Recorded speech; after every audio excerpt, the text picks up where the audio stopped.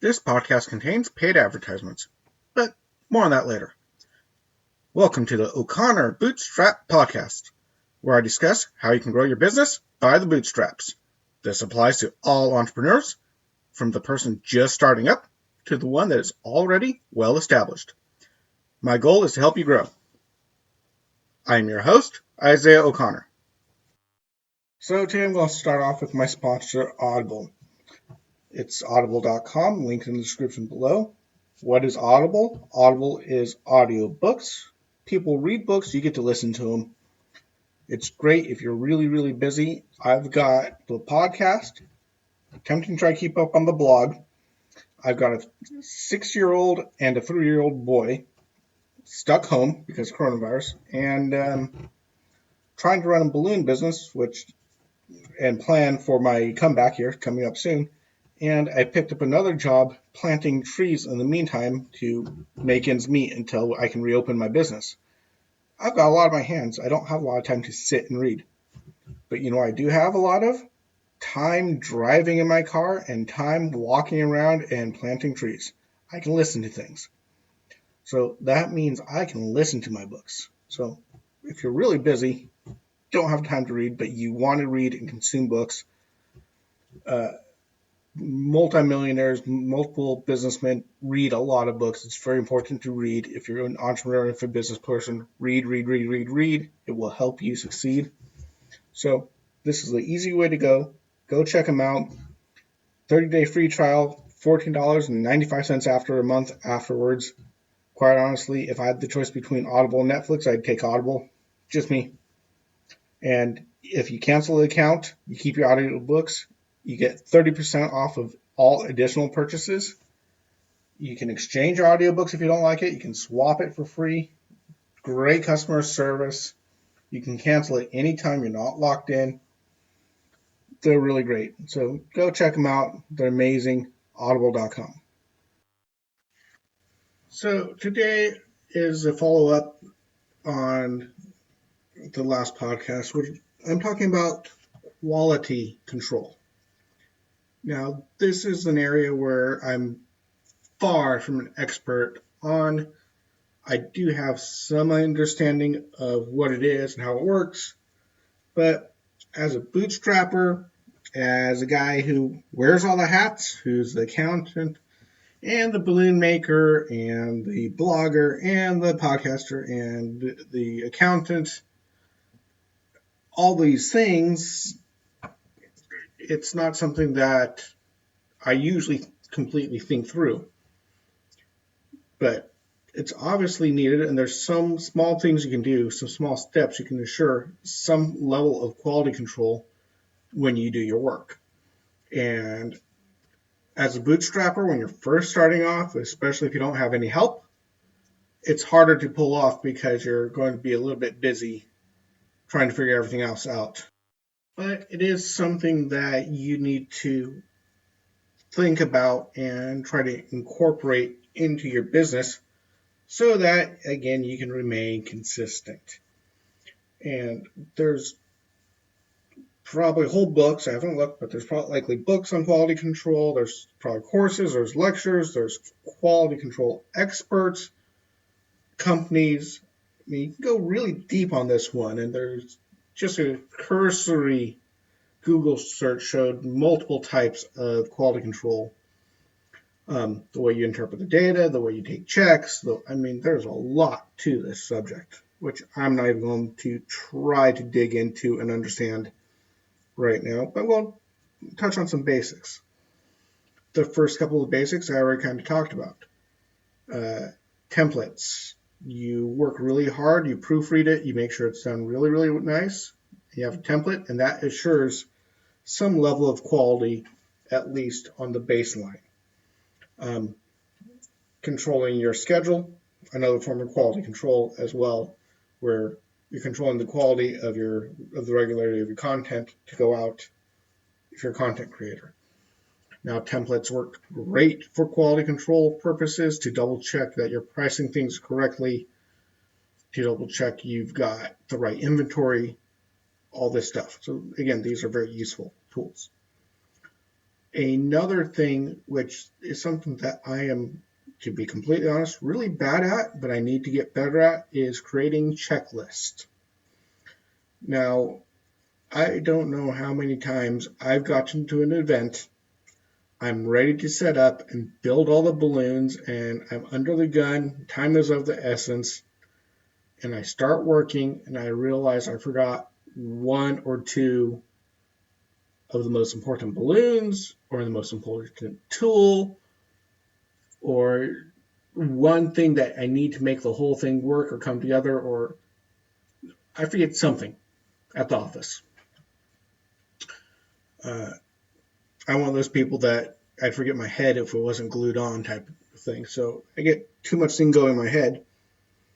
So when you're doing something, when you're doing a product, when you're building a product to sell, when you're producing something, when you're dealing with customers, checklists are a great thing. I don't know how many places I've had that had a checklist, an opening checklist, a closing checklist. These are a simple form of quality control. If you're building something, which parts do you need to build this thing? Have a checklist.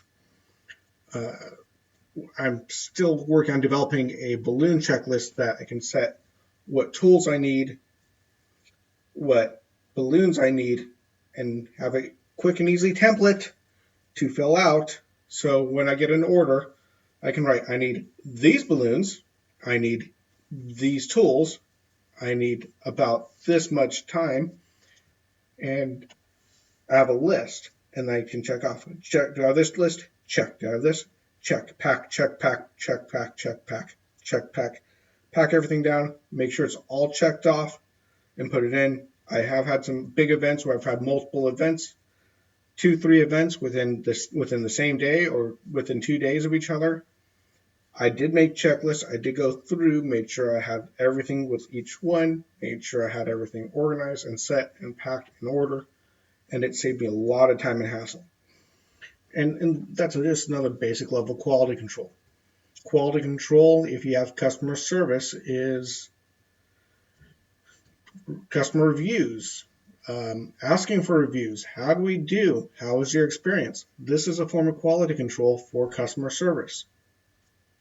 Secret shopping. If you run a business and you have multiple employees that deal with customers, kind of quietly take a look and watch what they're doing. Pay attention to your employees. Kind of sneak in. Watch them when they don't see you. See how they're working. See what they're doing. How do they interact with customers? And if you catch them doing something bad, obviously you're going to deal with it. But hopefully you're going to catch them doing something amazing and cool, and you can praise them for it. So that's quality control. When you hire, I'll be doing a podcast on hiring at some point. You take your time. You make sure that as you're hired, you have several steps put into place, several preset questions that apply in general and to your specific industry that you always ask every single person, because that will give you quality employees. There's many different things that would count as quality control. And you want to have good quality control, again, because if you have consistent quality, people will buy. If you go to McDonald's and the hamburger tastes different, you're not going to go to that McDonald's anymore.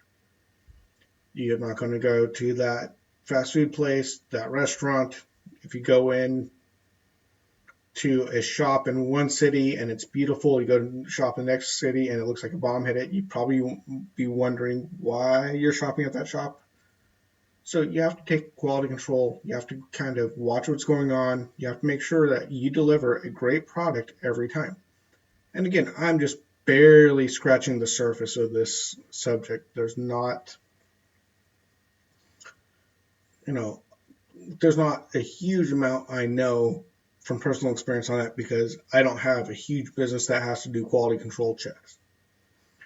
Now, one thing I do know is that the more products you produce, the less quality control you can do, because it gets more expensive. For example, multiple factories. I like to watch how it's made with my kids, and it's a lot of machines and manufacturing. And they're always showing, and they take a sample from every batch for quality control, and they take a sample every so long. They have maybe an entire huge batch of paint of 5,000 gallons of paint, and they take a single swatch of paint, little dipper full, to quality control the whole batch. You don't always need to control the whole thing. Sometimes you can just get away with controlling a sample of something to see if it matches. But mass production things, you need quality controls, but you're not going to be watching every single can of paint that goes out. You're not going to be testing it. You can't. It's impossible. In the balloon world, I sometimes see people complain that they got a balloon that the two balloons were stuck together. We call them twins in the industry. And they go, oh no, I got a twin. Well, it slipped by quality control, but the factory's producing tens, if not hundreds of thousands of balloons every single day. They can't look at every single balloon to make sure that every single balloon is completely perfect. You can't. It's impossible. Well, actually, it might be possible, but the expenses would be absolutely through the roof to do something like that. So with quality control, you're looking for making sure the product you get is quality and reliable and steady. You might miss a thing here or there, but you want to make sure that overall you get a good general product that can be counted on and dependable. And you got to make sure that you have the time, effort, and energy to put into some sort of quality control. That's another thing I can talk about in a later date, but if you have more business than you can handle, your quality is going to go down. You're not going to be able to control the quality if you're overwhelmed with work. Matter of fact, I was listening to a podcast about Harley Davidson and the motorcycle wars and in business. And for a time, Harley got bought by another giant conglomerate corporation, and they increased the amount of orders on the Harleys without really increasing manufacturing capacity. People were working too much and got to the point where quality control was so horrible, they had brand new Harleys in the showroom with parts falling off right in front of the customers. Not very good. They did manage to fix that. That's a whole other story. It's really cool, actually. But point being is, if you overwhelm yourself and you have too much stuff going on, quality control is harder to do. Quality control is easier to do with less work. Makes sense. But you just always think about, how am I going to make sure that I deliver a quality product?